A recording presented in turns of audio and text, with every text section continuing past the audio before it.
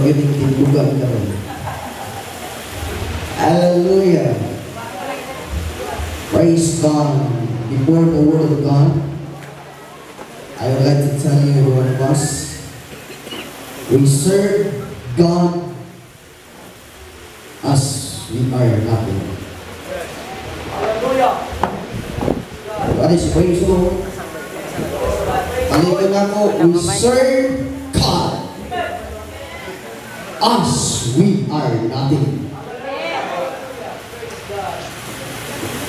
Dili ko mo simba mag-revival kay engineer ko, no! Di ko mo revival kay maestro ko, no! We serve Him as a nothing. Walang ba na ang palakpak sa mga taong tinawag?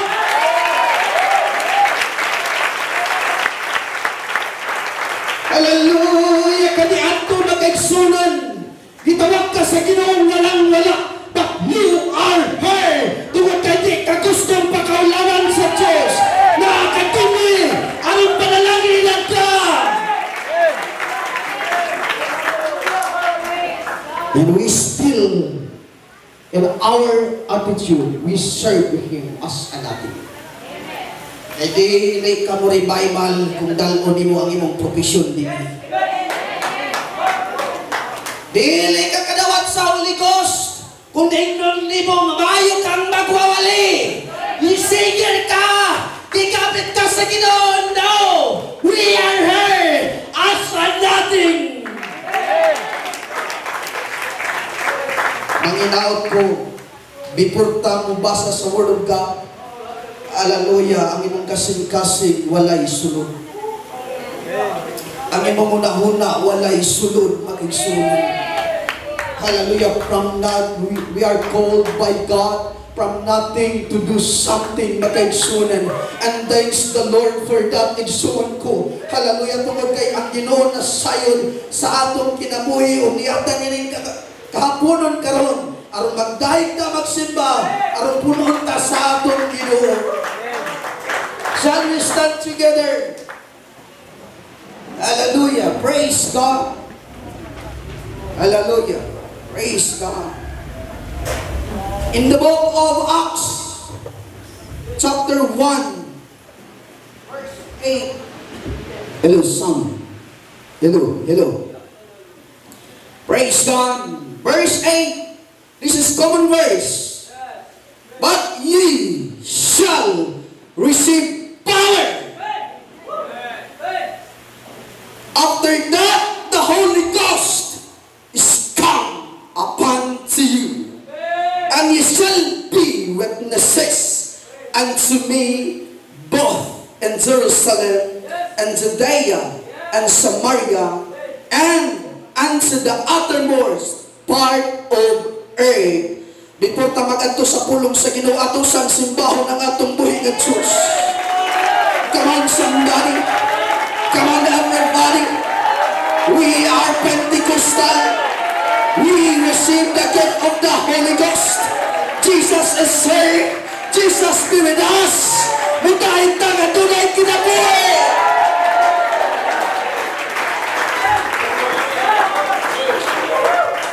Dalay kong sinikaw na Diyos, salamat sa iyong mga pulong.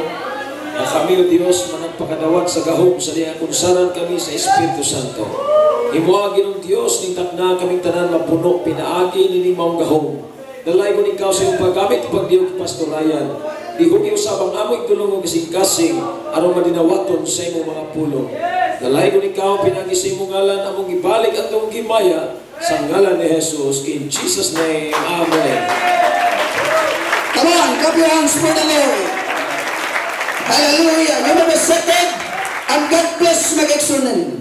I would like to mention a simple topic that says the DNA of revival.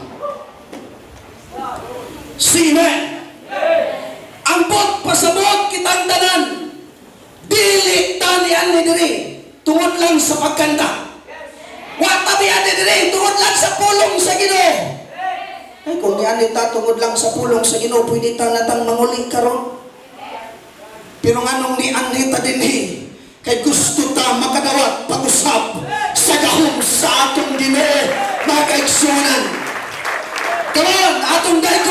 atong bilang Diyos. Without revival, revival more than the church God. Kaning simbahan, dili ni may ngunani kung wala ni mo agad revival. Si praise the Lord. Nagto kang nindot na kagsimbahan, it's because of your financial. No! Di ka na sa revival makaigsunan. Di ka na sa gahom sa atong Ginoo. Di ka na lagi nagkadili because of your provision. Di ka na sa revival. Nag-graduate ka of courses. Ang kunon nimo, it's because of you are intelligent. Igsoon ko, and you are the genius. No sir, no ma'am. Nagagik sa pagluhod sa atong mga tuhod. Nagagik ka na sa atong mga paghila. Nagagik ka na sa atong revival. Nagagik ka na sa pagdaig sa Ginoo. Maayo kang isang leader. Dili ka makaingon, yes, I am here because of my golden voice. No sir, niya ka din ni kagitawag ka pili sa Ginoo because of revival, because of the Holy Ghost, because of the Spirit. Manghinaw ta, magulit ta nang kuno na to na walay ato dining tanan. Praise God. Ang Kristohanon na puno sa Holy Ghost, malipayon siya bisag tunay problema, malipayon siya bisag tunay pagsulay, malipayon siya bisag tagay mga challenges sa kinabuhi.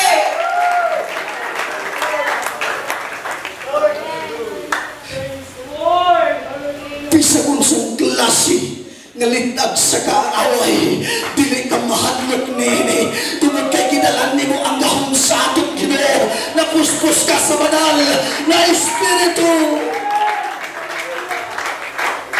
Revival, it is our spiritual house. Kining nga building, this is our fellowship house. Pero wala pa mo kabalo ang matag usa kanit nato kaniya karon. Ano na kay spiritual nga balay, di na mapalit sa bilyon nga balay na kantidad pagkaigsunan. Kinang spiritual nga balay mao ni ang revival.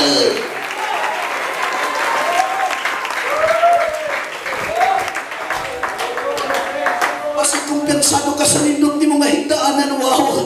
Kumpiyansado ka sa nindot ni mo nga dapat, wow. But I would like to tell you, dili ka kumpante niya na kung wala ka sa structure sa revival, wala ka structure sa ating Ginoo. Dagang kagkwarta, but you need home. Tanaw bang giawit gay na kung mapil ni mo ang gahom ni ini nga dapat. Mga patay, mga buhi, mga katina, mga bungkay, our life will be restoration. Tungod ka na bagdagan ni mo ang talagsaong gahom sa paglihog sa atong Ginoo. Apan bisag tangan ka, nakakasakitawag na comfortable nga dapat. There is the revival happen in your life. Wala kay mahimo bagagsunan. Apan gusto tagpatayon din atong journey sa revival. Sina ano mga Pentecostal, grabe nga mo revive sa Ginoo. Mga kaigsunan, according sa history, sa Pentecostal history, ang kaniadtong mga pastor na tuwa kay eskwela theology.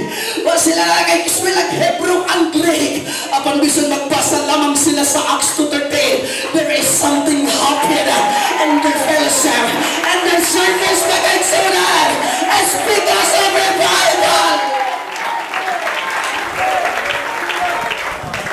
And I hope pangitaon tagto nga dapat igsuon ko. Ewan is amen. Hallelujah. Praise God. Ano na tayo kinahanglan nga spiritual na balay sa atong kinabuhi. Nining mga katapusang mga adlaw, ayaw kahadlok sa linog, ayaw kahadlok sa bagyo, ayaw kahadlok sa kalamidad, sa ilong, sa kapit, sa balay, sa revival.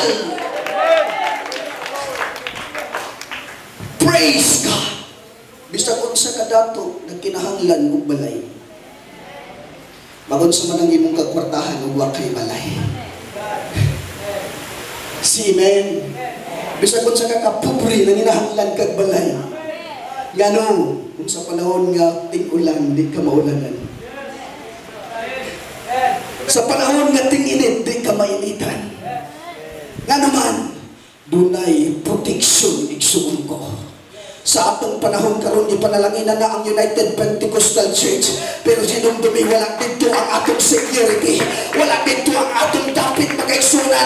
Balik na sa dati natong dapit na ato na talagsaon mga paghilak, ano na talagsaon mga pagkagulo, ano na talagsaon pagkaig, ano na talagsaon gahong. And 1 Peter chapter 1 verse 5, as lifeless stones are built up spiritual house.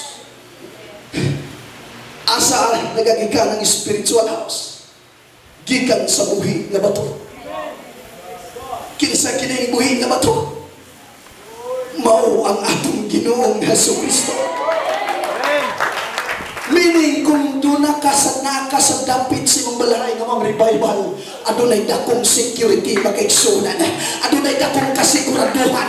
Hallelujah, bisan may mga panahon nga daw wala imong pangunahon, pero sige lang, pagpapuno lang sa gahom sa atong Ginoo, kay kuha na sa atong buhi nga Diyos, o gibutan ka sa dapit na din nakiguban ng Ginoo. Atong daigon og simbaw na dalag sa atong Ginoo. A holy priesthood. Ginsanag mo yung ining balay sa revival. Mga harianong saserdote.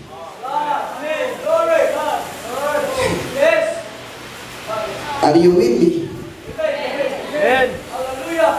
Dili di ay ka ordinaryong tao. You are a royal priesthood. Ikaw sa Ginoo.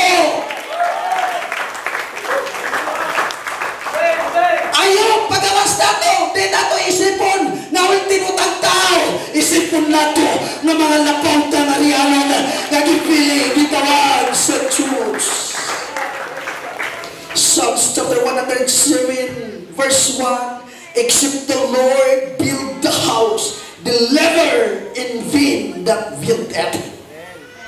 Gawas ko ng Diyos ang magtukod, kawang lamang ni atong ilang mga paghago. Si praise the Lord. Ako nagtuki ng atong mga iglesia, mga local churches din, kawang atong paghago din, kaya ang Ginoo may nagtukod din magaigsunan. Hallelujah, dili masaya ang atong pagsimba din, kaya ang atong gisimba din, ang atong laping nga lang doon ng amanat ka Diyos, dili masaya ang atong paghago. Except the Lord will keep the city, the watchful waketh as in being. Kung gawas ang Diyos, may bantay mo tipid sa siyudad, kawang lamang ka ng mga security nga naadin ha. Usahay magsaligta sa ato ang security, tanawa-naon sa nining tagong makaigsunan, dagan na kaayo mga diling mga maayo, apan sugin lang ko ikaw ayaw pagsalig kanila. Don't call their number magaigsunan, call the name of the Lord. Kaya ang sinte sa ating Ginoo, kung kanina ka lang nag-aawala sa Espiritu Santo. Si Amen. Mga nagkinahanglan tayo son, iatag na ito ang pinakadabis sa Diyos. DNA, it is a living cells. Patay ang tao kung patay ang iyang dugo. DNA means it is inheritance and the building of life makaigsunan, and also the bloodline. Dili pwede ang Amerikanong white, yang asawa Amerikano, American white, ani ang bana American white. And then resulta silang anak, Black American. Bakit na mo anak? Kung ang Amerikano puti, pareha sila puti.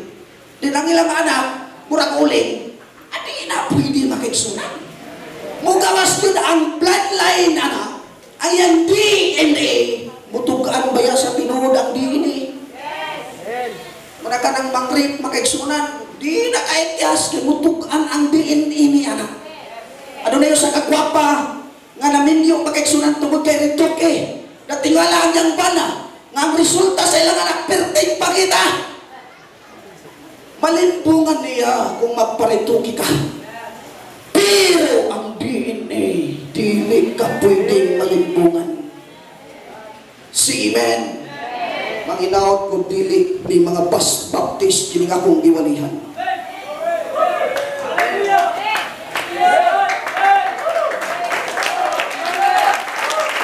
Dili mga Katoliko ni akong giwalihan karon. Unsa ang DNA sa Pentecostal? Unsa ang heritage sa Pentecostal?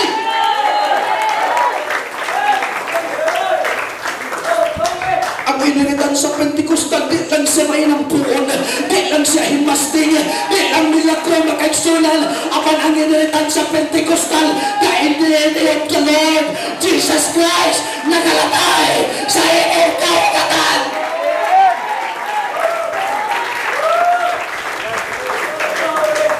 Ug ako nagtuo, wa ta gitawag para may mong baptis. Wa ta gitawag para may mong Katoliko. Gitawag ta pinaagi sa gahom sa Ginoo. Tapi sa pugnan nimo dili mapugnan ang paglihok sa revival makigsunan. Dili mapugnan ang paglihok sa gahom sa Ginoo. Dili kay gitawag ka as a DNA of the Lord Jesus Christ. But the great question is, unsa kaha ang dugo nga naglatay sa imong kaugatan karon?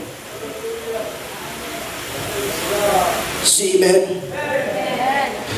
Basta nang naglatay sa imong kaugatan karon, worldly DNA. Lustful DNA. Mga unod yun. Usahay na kong question, magsinggit na we are Pentecostal. Hal naka-experience sa kahong sa Ginoo. Pero ang atong mga kinaya, ang atong kinabuhi, dili kikan sa Ginoo. Apat ikapon at karon, inuod ako na dili at aglatay sa atong kaugatan. Sikat mga social media. Base ng DNA nga naglatay sa imong kaugatan, more on socialism. Ang pinakadakong kalaban sa church karon, hallelujah, nga nang maglisod og revival, bisa kung sa wat-wat sa mga magwawali, bisa kung sa iyo sa kaampo, at yung dakong mga kaaway, mao ang socialism. Lord, I pray and I ask what I name after of His prayer. Just scroll the Facebook. Scroll. And then, mas taas ang pag-Facebook kaysa pagtawag sa ngalan sa atong Ginoo. Dili na diindi sa atong buhay na Diyos, apan ang diindi sa atong Ginoo. Mga taong diniligated sa pagkain sa Diyos.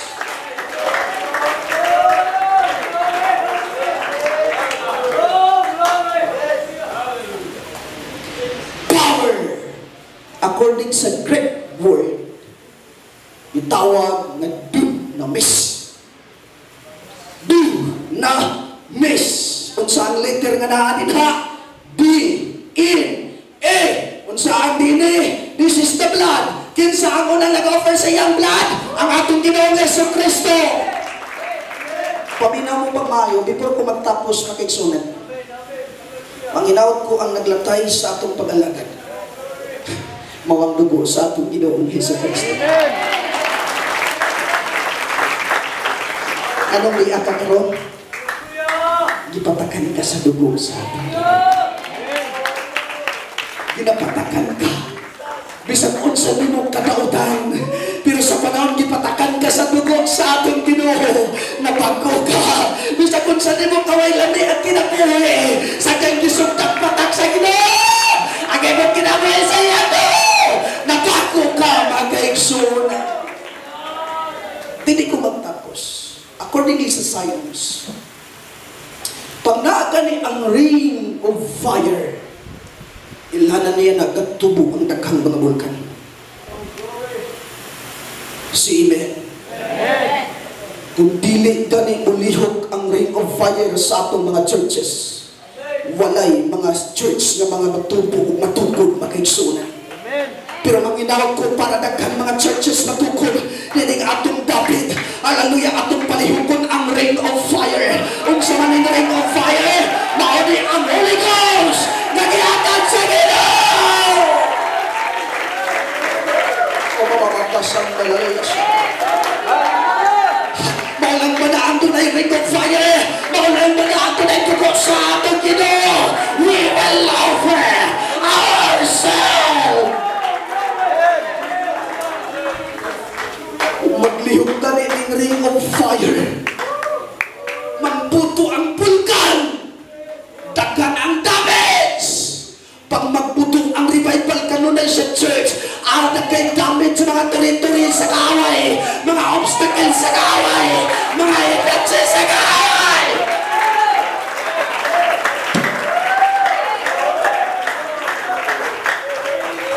Kabalo mo ang pagpungkag sa stronghold sa kaaway, dili minagi sa maayong magwawali, dili minagi sa atong maayong pagkanta, ang pagpungkag sa stronghold sa kaaway, mao ang great fire sa atong Ginoo. Pwede ba pa ninyo kung kayo ko na ito agalan sa atong Ginoo?